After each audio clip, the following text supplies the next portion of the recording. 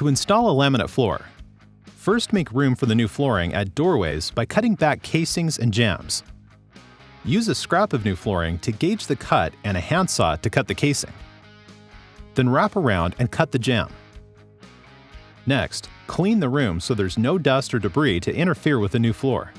Then roll out underlayment and cover the entire subfloor. Underlayment is cut to length, placed into position, and trimmed with a utility knife at edges where needed. At heating units and the like, it's trimmed and tucked underneath. Where pieces meet, the seams are sealed with seam tape to make it a continuous layer. On this product, the tape is integral. To install the flooring, begin on the longest wall and work left to right. The first row requires a rip cut to remove the lip and leave a clean edge.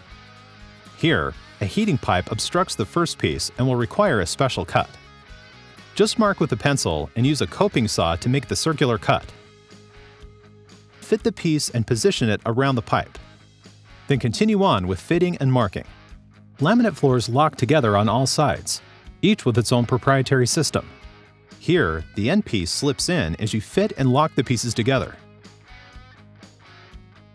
Edges fit together by lifting the top edge and connecting the interlocking joint. To cut lengths of laminate flooring, use a hand or miter saw to make clean, square cuts. Once the first row is in, subsequent rows just lock in place as you fan out and fill in the field. All rows are staggered for a random look.